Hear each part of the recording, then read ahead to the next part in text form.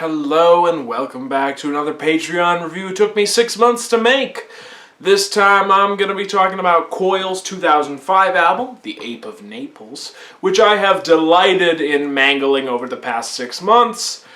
There's a lot of reasons this video took me 6 months to make, one of which was that right after this video was paid for, I got into this really bad writer's block that I don't know what it was, but I lost my groove as far as making edited content goes, and I say even though most of my videos have edits, even the ones that are supposedly unscripted, and I just didn't get it back until like some point in August, and even then it's been a minute. So this album kind of threw me off. I like it a lot, but I don't necessarily know what to say about it. And it's not the kind of album that I can really make a good edited video out of, because I can't go track by track on it, because honestly I found it to be a little too one note for that. This is not an album that you can just cut off pieces of and enjoy by itself. This is an album you have to go through the experience of what this album is, and that kind of record is a hard record to review. It's why, for example, I've never covered Thick as a Brick. I've never covered Tubular Bells, because it really, this kind of record reveals the limitations of my review style, where, I could easily, I'm not talking about this album, but I'm talking about like Thick as a Brick or Tubular Bells. I could easily be like, track 1, this is good. And that's the whole review. It's over. It's good. It's over. And I suppose, in a way, there's a simplicity to it. There's a genius to that. I think that's part of why people used to read Mark Prindle back when he did his reviews. Is there's a sort of simplistic elegance to a review like that. But that's not what I'm here to do today. I'm here to try to impart some kind of meaning in terms of what the review is. And yeah, it's an interesting album. Coil are a fascinating band. I've never gotten as into them as I should. Like, I feel like I really missed a chance to be super into this kind of music, because, if I had discovered this stuff around the same time I was in my late teens, and I was getting into like Nine Inch Nails and Ministry and that side of the industrial thing, I think I could have really, really loved these guys, because they, in a way, they do that better. They weren't, of course, Coil weren't strictly industrial. They had a very substantial experimental part of their sound, but then again, I wouldn't call Nine Inch Nails strictly industrial either. But anyway, all of the industrial purists who watch this video are gonna blow a gasket, because little word of warning.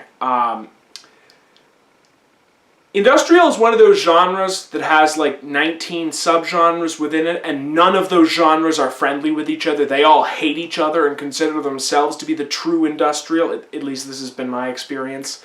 I remember the first time I met anybody who was into industrial music, they were like, "You into this stuff?" I'm like, "Yeah, I like a little bit of Ministry from time to time." They were like, "Ha! Idiot! Fool! Storn's a Neubauten, you ignorant moron." And truth be told, in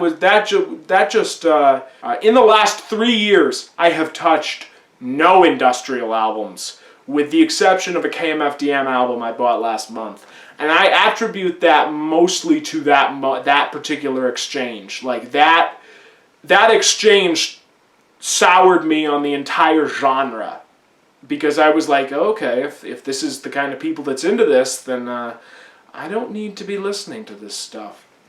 But anyway, to get back to Coil, who are actually a really good band, I really like some of their stuff. I think the only full album of theirs I've ever heard besides this one is Horse Rotivator, which I believe is from '86. There's a track on that album, the opening track on that album, it's called The Anal Staircase. That's a great track.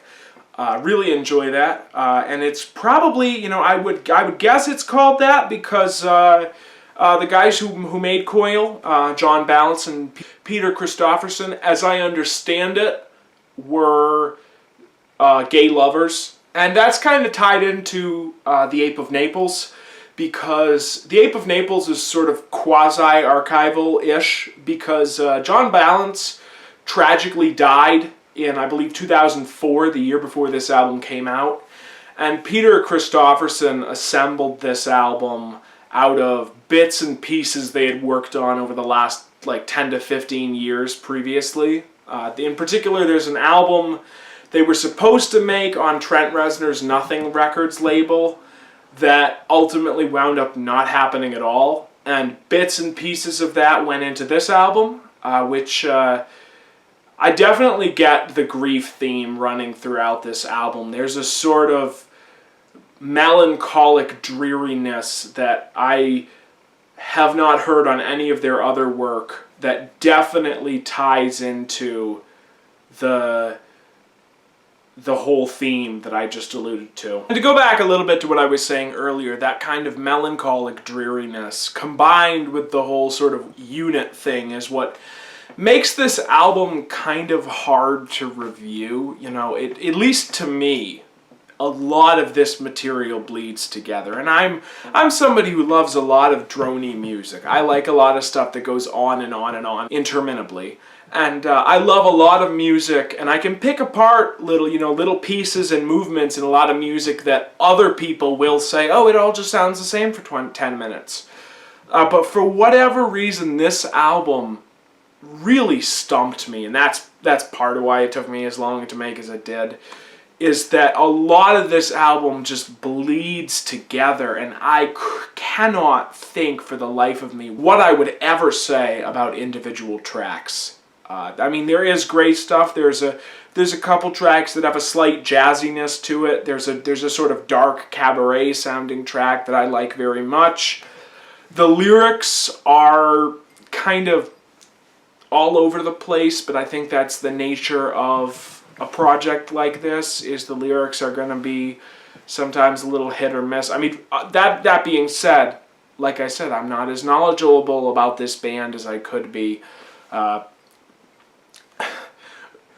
Weirdly enunciating words for the win. Like I was saying, the lyrics can leave a little bit to be desired sometimes. They're very simple and almost impressionistic, and they blend into the music a lot. You know, they're not always something that you're going to be front and center. And I could repeat a lot of the vocal parts on the album to you right now, but I couldn't tell you what he's saying in those vocal parts.